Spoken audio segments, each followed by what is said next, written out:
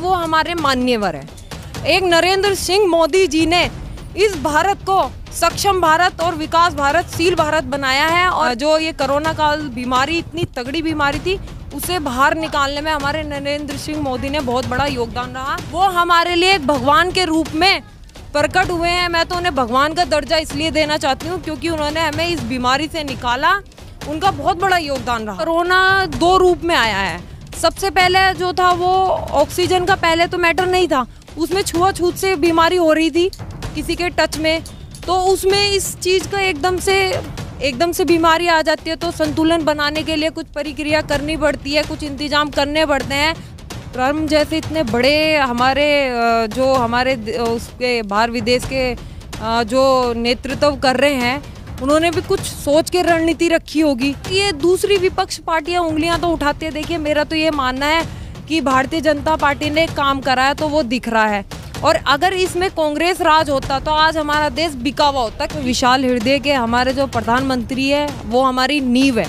नींव के ऊपर जब ईंटियाँ रखी जाती है ना, तो मुद्दा तो मतलब सभी मान्य मजबूती है। नरेंद्र मोदी सिंह ऐसे इंसान हैं जिन्होंने अपने देश के लिए हर प्रति अपना ये लगा लीजिए, उनके पास ना तो कोई संतान है, वो एक साधु इंसान है कि तो जो है वो जो हमारी भारत माता है वही उनकी माता है, तो वो अपनी माता से गद्दारी थोड़ा ना करेंगे कुछ छिपा के। सबसे पहले मुद्दा होता था राम मंदिर का, मोदी जी ने राम मंदिर का मुद्दा ही खत्म कर दिया। धारा 370 ये हमारे लिए फक्र की बात है, और उनसे आभार प्रकट करती हूँ नरेंद्र सिंह मोदी का। सर्जिकल स्ट्राइक दोबारा से स्टार्ट करना पड़ेगा। अगर ऐसी धांधलेबाजी या ऐसा कुछ भी क्राइम हुआ जम्मू कश्मीर में, हम मोदी जी से कहेंगे फिर से सर्जिकल स्ट्राइक दोबारा किया जाए जम्मू कश्मीर में। अभी हमारे देश का एक नरेंद्र मोदी जो जवान है, जिसपे सारी भारत की जो जनता है उन पे विश्वास कर रही है, तो अभी हमारा शेर, हमारे जो नरेंद्र मोदी मान्यवर है,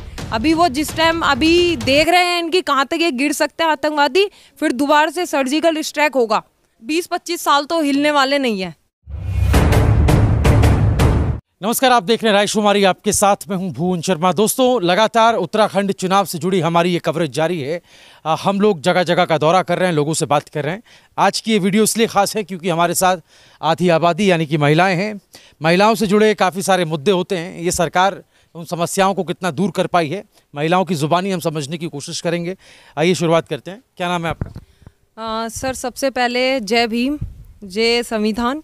मैं काजल सूद, एक समाज सेविका, ये सब मेरे द्वारा जुड़े हुए हैं, और मैं अपने समाज के लिए आवाज़ उठाने के लिए हर जगह जाने के लिए तैयार रहती हूँ और तत्पर रहती हूँ। हरिद्वार चले जाइए, फ्लाईओवर बना दिए गए हैं।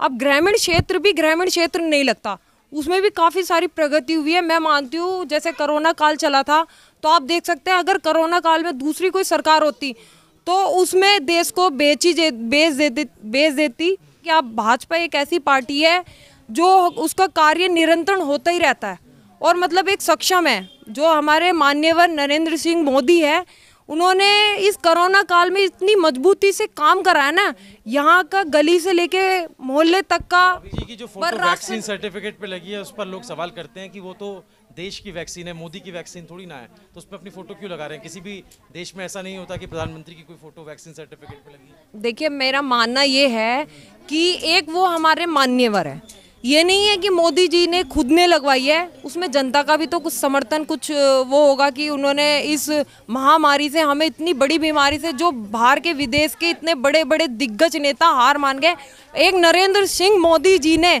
इस भारत को सक्षम भारत और विकास भारत, शील भारत बनाया है। और इस जो ये कोरोना काल बीमारी, इतनी तगड़ी बीमारी थी, उसे बाहर निकालने में हमारे नरेंद्र सिंह मोदी ने बहुत बड़ा योगदान रहा। वो हमारे लिए एक भगवान के रूप में प्रकट हुए हैं। मैं तो उन्हें भगवान का दर्जा इसलिए देना चाहती हूँ क्योंकि उन्होंने हमें इस बीमारी से निकाला, उनका बहुत बड़ा योगदान रहा। कितनी मौतें हुई हैं कोरोना के टाइम पे, और अस्पतालों में ऑक्सीजन नहीं मिली थी, लंबे वक्त तक नहीं मिली थी, तो उसको लेकर के भी सरकार कहाँ प्रिपेयर थी? तैयारी नहीं थी। हम तमाम तरह के आयोजन कर रहे थे, हमारी सरकारें इस तरफ कोई चिंता ही व्यक्त नहीं की। पहले दौर के बाद जो दूसरा दौर आया उसकी बात कर रहा हूँ, जहाँ मौतें ज़्यादा। देखिए, सडनली पहले क्या था कि कोरोना दो रूप में आया है। सबसे पहले जो था वो ऑक्सीजन का पहले तो मैटर नहीं था, उसमें छुआछूत से बीमारी हो रही थी किसी के टच में, तो तो उसमें इस चीज़ का एकदम से बीमारी आ जाती है, तो संतुलन बनाने के लिए कुछ प्रक्रिया करनी पड़ती है, कुछ इंतजाम करने पड़ते हैं। आप विदेश में भी देख लो, जब कोरोना काल स्टार्ट हुआ था तो चीन ने फटाफट क्या किया था, हॉस्पिटल बनवाया था, पर प्लानिंग तो थी नहीं, उनके कितने लोग मारे गए थे। सबसे पहले तो चीन में खत्म हुआ था कोरोना। खत्म इसलिए हुआ था सर, रीजन ये है कि वहां से बीमारी स्टार्ट हुई, उन्हीं के पास एंटीडोट था, जिस वजह से उन्होंने खत्म कर दी।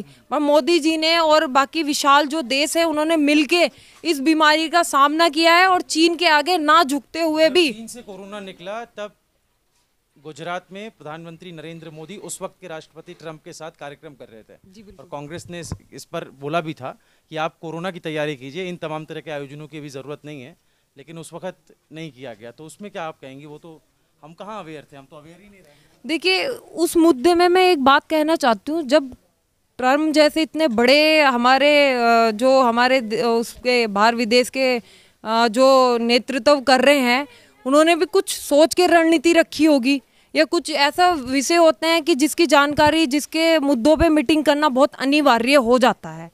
तो ये तो एक इसकी पहल जो हुई है वो दूसरे देश से हुई है, उन्हें भी तो इस चीज़ के बारे में पता होगा कि ये बीमारी आ रही है, ये इस चीज़ के लिए उनसे मिलना, उनसे आपसी हो सकता है किसी मुद्दे पे मिलना हुआ हो, कोरोना काल के मुद्दे से मिलना हुआ हो, इस बीमारी को दूर करने के विषय में बातचीत की गई होगी। पर ये दूसरी विपक्ष पार्टियां उंगलियां तो उठाती है। देखिए, मेरा तो ये मानना है कि भारतीय जनता पार्टी ने काम करा है तो वो दिख रहा है, और अगर इसमें कांग्रेस राज होता तो आज हमारा देश बिका हुआ होता। आपको मैं बताना चाहूँगी कि इसमें हमारे जो विशाल हृदय के हमारे जो प्रधानमंत्री है, वो हमारी नींव है।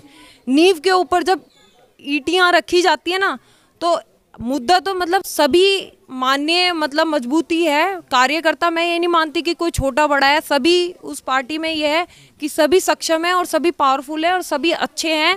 क्यों? क्योंकि जब नींव भरी जाती है, जब नींव अच्छी होगी तो ऊपर से दीवार भी मजबूती से बनेगी। प्रधानमंत्री मोदी के बारे में कहते हैं कि मोदी जी ने जो है वो पीएम केयर्स फंड का तो खुलासा ही नहीं किया, उसका अकाउंट्स ही किसी के पास नहीं है कि उसमें कितना जमा हुआ, उसके पैसे कहाँ खर्च हुए, उसके बारे में सरकार लेखा जोखा। देखिए, वैसे इतना तो मेरे को नॉलेज नहीं है, बट हाँ, जहाँ तक मुझे पता है कि नरेंद्र मोदी सिंह ऐसे इंसान हैं जिन्होंने अपने देश के लिए हर प्रति अपना मतलब ये लगा लीजिए, उनके पास ना तो कोई संतान है, वो एक साधु इंसान है जिन्होंने अपना सारा जीवन जनता के लिए समर्पित किया है। अगर उन्हें किसी चीज़ का लालच होता, वो अपने घर फैमिली के लिए, इंसान कुछ भी होता है, बीवी बच्चे होते हैं, तो वो सोचता है 10-5 रुपए मैं अपनी फैमिली के लिए बचा लूँ, तो उनकी ज़रूरत किस चीज़ के लिए है उन्हें? वो तो एक देशभक्त हैं, उनकी कोई संतान नहीं है, कोई परिवार नहीं है, उनकी तो जो है वो जो हमारी भारत माता है वही उनकी माता है, तो वो अपनी माता से गद्दारी थोड़ा ना करेंगे कुछ छिपा के। देखिए, सबसे पहले जो मुद्दा लोगों ने चुनावी रणनीति बना रखी थी, सबसे पहले मुद्दा होता था राम मंदिर का। मोदी जी ने राम मंदिर का मुद्दा ही खत्म कर दिया। राम मंदिर बनवा के उन्होंने एक विजय पटाखा फहरा दी। दूसरा, धारा 370, ये हमारे लिए फक्र की बात है और मैं इसके लिए बहुत ही दिल से आभार प्रकट करती हूँ नरेंद्र सिंह मोदी का।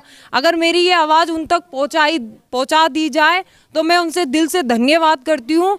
जो आम जनता भी है, अभी देखिए कि आतंकवाद को ख़त्म करना, अभी मास्टरमाइंड प्लान तैयार हो रहा है, अंदर की रणनीति है, तो उसमें तो हम कुछ बोल नहीं सकते। वो तो अभी जो मोदी जी को रणनीति तैयार करेंगे, जैसे उन्होंने एक सर्जिकल स्ट्राइक भी उन्होंने करा था, अगर ज़्यादा निरंतर होता रहेगा तो इस पर भी नरेंद्र मोदी जी सक्षम है। वो आपका सर्जिकल स्ट्राइक दोबारा से स्टार्ट करना पड़ेगा। अगर ऐसी धांधलेबाजी या ऐसा कुछ भी क्राइम हुआ जम्मू कश्मीर में, तो दोबारा से मोदी जी से रिक्वेस्ट करेंगे, किसी भी माध्यम से, ट्विटर के माध्यम से, चाहे फेसबुक के माध्यम से, हम मोदी जी से कहेंगे फिर से सर्जिकल स्ट्राइक दोबारा किया जाए जम्मू कश्मीर में। जो आतंकवादियों के अंदर जो दिल में जो दहशत फैल रही है, वो दहशत फिर से रहनी चाहिए। ये भूल गए हैं आतंकवादी कि अभी हमारे देश का एक नरेंद्र मोदी जो जवान है, जिस पे सारी भारत की जो जनता है उन पर विश्वास कर रही है, तो अभी हमारा शेर, हमारे जो नरेंद्र मोदी मान्यवर है, अभी वो जिस टाइम अभी देख रहे हैं इनकी कहाँ तक ये गिर सकते हैं आतंकवादी, फिर दोबारा से सर्जिकल स्ट्राइक होगा। और कब तक रहेंगे मोदी जी सत्ता में, क्या देख रहे हैं आप? देखिए, जैसा उनका कार्यकाल है, मुझे तो लगता है कि अभी तो उनका फिर दोबारा से इसमें रहेगा। और हमारा दोबारा से मुझे लगता है कि मोदी के नेतृत्व और मोदी की जो कार्य देखते हुए, विकास कार्य, तो लगता है दोबारा से उत्तराखंड में भी सरकार बनेगी। मुझे विजय पटाखा फैलाएंगे। केंद्र में मुझे लगता है कि अभी 20-25 साल तो हिलने वाले नहीं है।